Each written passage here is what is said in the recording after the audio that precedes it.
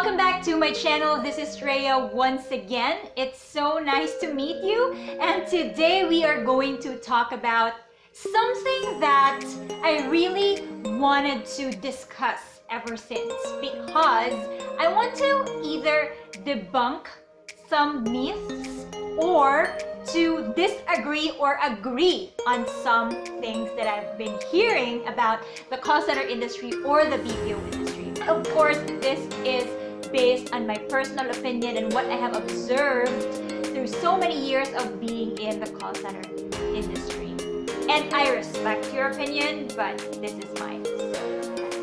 But before we start, please do not forget to be part of the Call Center Ninja community on YouTube. Consider subscribing. Just click the red subscribe button down below. And if you have already subscribed, then thank you so much. Number 1, it is a stressful job. Stressful job, yes it is. I'm not going to sugarcoat that or euphemize that. It is really a stressful job. But it is a stressful job just like any other type of job that you will take. There is always a level of stress in whatever type of job that you take, especially that it is something that we do on a daily basis, and it's not just the career stress that's getting into you. There are a lot of different factors. It can be the financial stress, family, relationships, anything.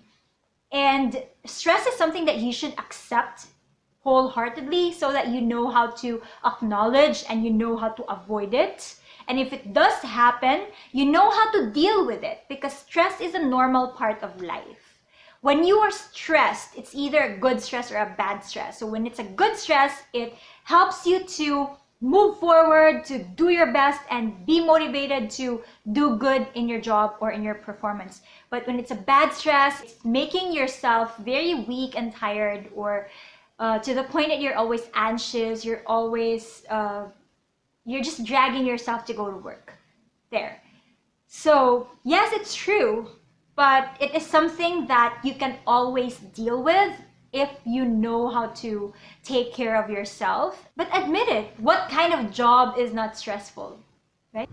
Number 2, Diyan maraming kabitan at AIDS.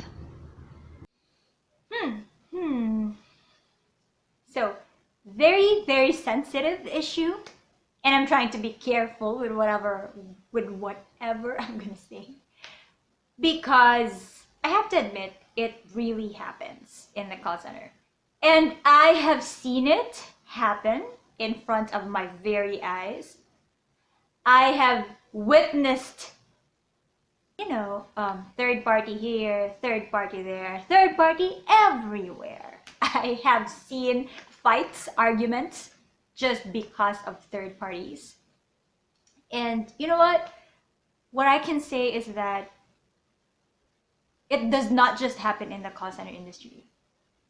And I don't know, if you're given that kind of advice that you shouldn't get into the call center industry because there are and maybe this is related to what the previous advice was about being liberated because of immoral stuff like third parties and being in relationships with people you should not have relationships with. But who am I to say that? But of course, my personal opinion and my personal preference still stands, and that is no to third party. But it happens. It happens. And you can see it. But it doesn't mean that you should also do it. Just because it's happening in your environment doesn't mean you have to do it. Right? It all boils down to your own discipline, your own values, your own work ethics. So if you are grounded and if you know yourself, you know your beliefs, you know how to avoid occasions of sins and temptations, then there should not be anything to worry about. And about AIDS, it also happens, but it can also happen to anyone. It's just sad that there is already a stigma that when you are in the call center, you are prone to having AIDS. Because sometimes I hear stories that when people from the call center go to clinics or go to doctor consultation, medical checkups, they are usually asked about it, which I think is and should not be taken negatively.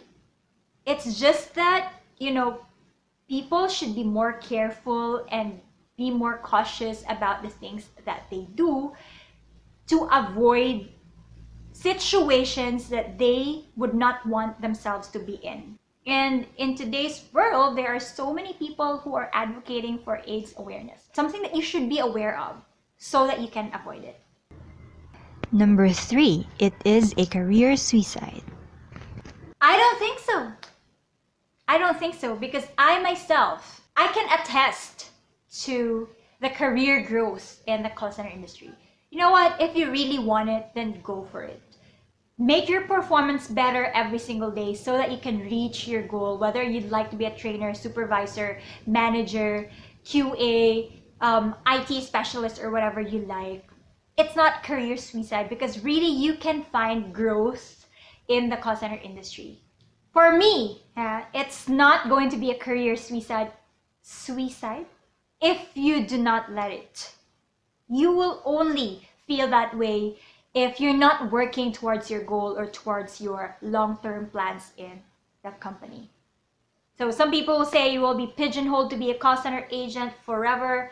You know what? It's really up to you. You can always change career paths whenever you like. Depends on what type of education you're taking. If you are teaching yourself to do something else aside from just going to work every day, you have to widen your perspective. Although you're going to work in a call center or the BPO, try to learn something new every day that is not related to your work so that when the time comes that you want to change career paths, you can always do so because you already have knowledge that you studied beforehand. Number 4, act sleepy while someone is doing call listening beside you.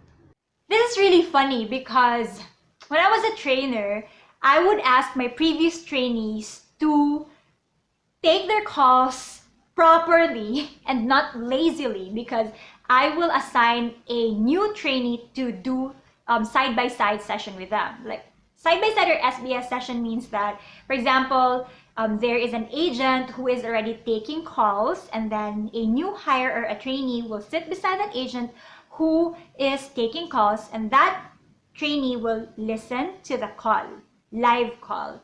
So the headset will be plugged in to the phone so that both the agent taking calls and the trainee listening or sitting beside the agent can hear the customer. So it's a live observation and a great way for the trainee or the new hire to listen to the call and to learn from it. But some of my trainees they would not usually agree to it because that would mean that they had to take calls properly. They can't do magic tricks, ninja tricks, whatever, because someone's listening to them. But what I can say is that every time there is an opportunity for someone to learn from you, why not share it, right?